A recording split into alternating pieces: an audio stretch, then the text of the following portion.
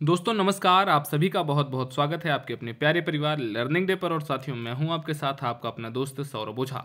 दोस्तों, आज के इस वीडियो में हम बात करने वाले हैं polytechnic first semester, third semester और फिफ्थ सेमेस्टर के साथियों का जिनका एग्ज़ाम हो गया है या फिर कुछ बच्चों के जिनके एग्ज़ाम चल रहे हैं, उनका रिजल्ट कब तक आ सकता है।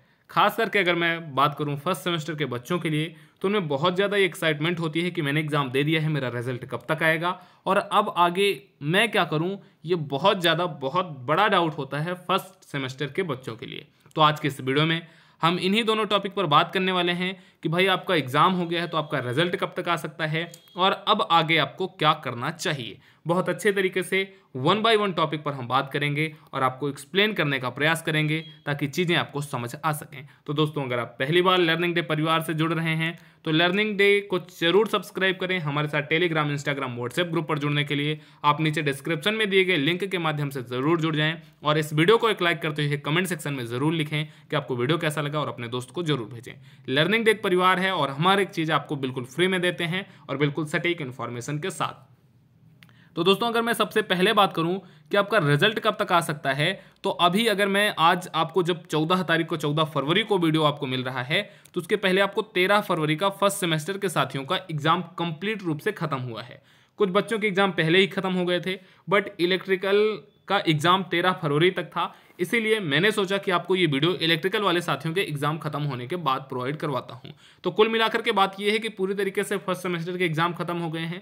थर्ड और फिफ्थ सेमेस्टर के बच्चों के भी लगभग एग्जाम खत्म ही आप मान सकते हैं।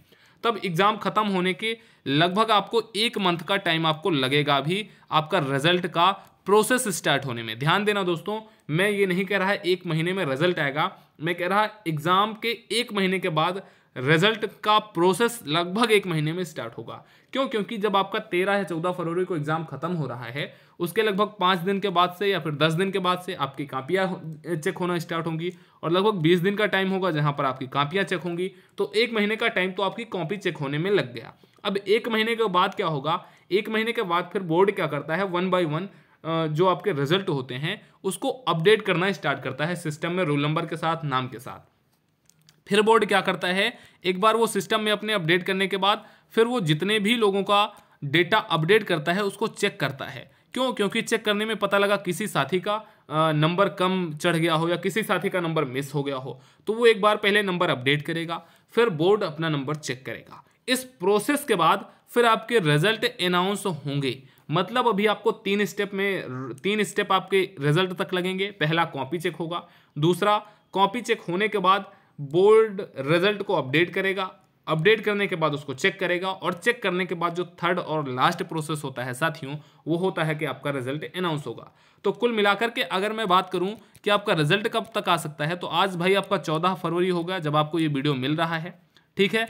अब यहां से अगर आप लगभग 1 महीने ऐड करेंगे तो 15 मार्च हो जाएगा और मेरी कैलकुलेशन के अकॉर्डिंग लगभग 20 से 25 मार्च के बीच में आपको आपका रिजल्ट मिल सकता है, चाहे आप फर्स्ट सेमेस्टर में हो, थर्ड सेमेस्टर में हो, फिफ्थ सेमेस्टर में हो। अगर आप 2024 में एग्जाम दिए हैं, 2023 के दिसंबर और 2024 के जनवरी में, तब आपका जो रिजल्ट है, मेरी कैलकुलेशन ये कहती है कि 20 से 25 मार्च या फिर मैक्सिमम अगर मैं मान लूँ तो 30 मार्च तक आपके रिजल्ट किसी भी हालात में अनाउंस कर दिए जाएंगे। ऐसा क्यों? क्योंकि इसके बाद कुछ बच्चे रीचेक डालते हैं, कुछ बच्चे स्क्रूटिनी चेक करवाते हैं और कुछ बच्चों की जिनकी बैक लगती है वो आगे के लिए प्रिपेयर होते हैं। इसलिए 30 मार्च तक ये सारा प्रोसेस हो जाएगा। 2 से 4 दिन आपको दिए जाएंगे रीचेक, स्क्रूटिनी चेक के लिए। उसके बाद फिर आपका जो बच्चे रीचेक डालेंगे उनका रिजल्ट लगभग इसके 20 से 25 दिन के बाद आ जाएगा और जिन बच्चों का कुछ भी नहीं है, जो रीचेक नहीं डालेंगे, जो क्लियर रूप से हर एक चीज़ में पास हैं, उनका रिजल्ट मैक्सिमम 30 मार्च तक आ जाएगा। तो ये तो बात रही, ये तो कुल मिलाकर के कहानी रही कि रिजल्ट की। और इसके साथ ही साथ प्रैक्टिकल का जो प्रोसेस चल रहा है वो तो चल ही रहा है। प्रैक्टिकल के लिए 90% से ज़्यादा अगर किसी को नंबर दे दिया गया तो उसको भी बोर्ड अपने पास बुलाएगा, उसकी कॉपी चेक करेगा, तो इसमें भी थोड़ा सा टाइम लग सकता है। इसीलिए आपका जो रिजल्ट आने का चांसेज है वो 20 से 25 या फिर 30 मार्च मैक्सिमम यहाँ तक आपका रिजल्ट आ जाएगा, ठीक है।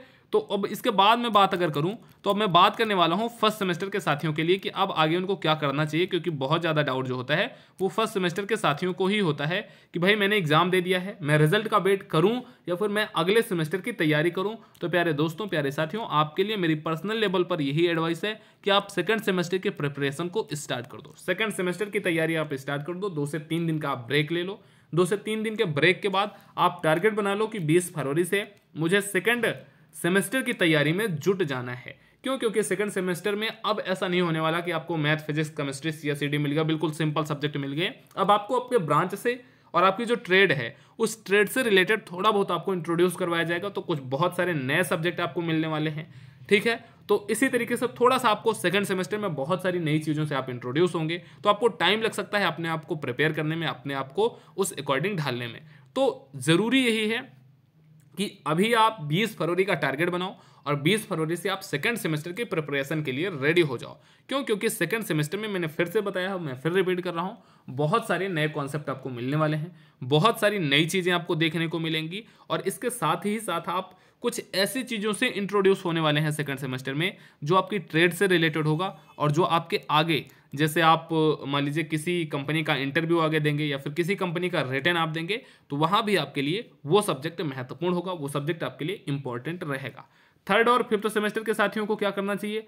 थर्ड सेमेस्टर के साथियों के लिए 1 साल का जो ओकेशन पीरियड होता है उसको आपको ट्रेनिंग में गुजारनी चाहिए। थर्ड सेमेस्टर के बच्चों के लिए लगभग आपके पास 1 महीने का टाइम रहेगा, आप उसको ट्रेनिंग अभी कर लेंगे तो बहुत बढ़िया रहेगा। क्योंकि फोर्थ सेमेस्टर के बाद थोड़ा सा उस टाइम पे डिफिकल्ट रहता है, बहुत ज़्यादा लोग ट्रेनिंग करने चले जाते हैं। तो थर्ड सेमेस्टर के बाद अगर आप ट्रेनिंग कर लेंगे तो आपके लिए बहुत बढ़िया रहेगा। और फिफ्थ सेमेस्टर के बच्चों के लिए एडवाइस ये है कि भाई आप अभी से ही कैंपस प्लेसमेंट की तैयारी में जुट जाओ। फिफ्थ सेमेस्टर के बच्चों, आप अभी से ही कैंपस प्लेसमेंट की तैयारी में जुट जाओ।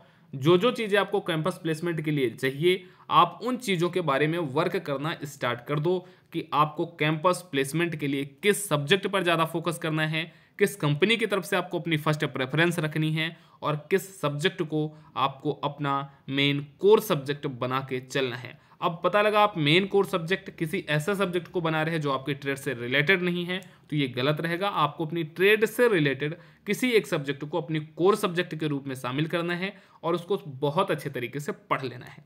तो दोस्तों, आज के इस वीडियो में हमने आपके साथ कंप्लीट डिस्कस किया कि आपका रिजल्ट कब तक आ सकता है, पहली चीज़। दूसरी चीज़ मैंने ये डिस्कस की कि भाई अब आगे आपको क्या करना चाहिए। फर्स्ट सेमेस्टर के साथियों को सेकंड सेमेस्टर की तैयारी करनी चाहिए, थर्ड सेमेस्टर के साथियों को ट्रेनिंग करनी चाहिए और फिफ्थ सेमेस्टर के बच्चों को अपने प्लेसमेंट के लिए थोड़ा सा एक्टिव हो जाना चाहिए। तो हमने तीनों सेमेस्टर के बच्चों के लिए बहुत अच्छे तरीके से ये डिस्कस किया कि आगे आपको क्या करनी चाहिए और इसके साथ ही साथ हमने रिजल्ट डेट के बारे में एक अपनी तरफ से प्रेडिक्शन डेट रखा कि लगभग 30 मार्च तक आपके रिजल्ट आ सकते हैं। तो दोस्तों, वीडियो कैसा लगा? लर्निंग डे आपके परिवार का चैनल है, आपका अपना चैनल है, हम हमेशा आपके सपोर्ट के लिए रहते हैं। तब आप सपोर्ट करें लर्निंग डे चैनल को अपने परिवार के चैनल होने के नाते और चैनल को सब्सक्राइब जरूर करें, दोस्तों को जरूर शेयर करें ताकि आपके साथ आपके अपने दोस्तों को भी इस वीडियो की हेल्प मिल सके और इस वीडियो में जो चीज़ें बताई गई हैं उनको भी इसका बेनिफिट मिल सके। तो दीजिए अपने दोस्तों सौरभ ओझा को इजाज़त। आज की वीडियो को करते हैं पर एंड। नमस्कार, टेक केयर, थैंक यू।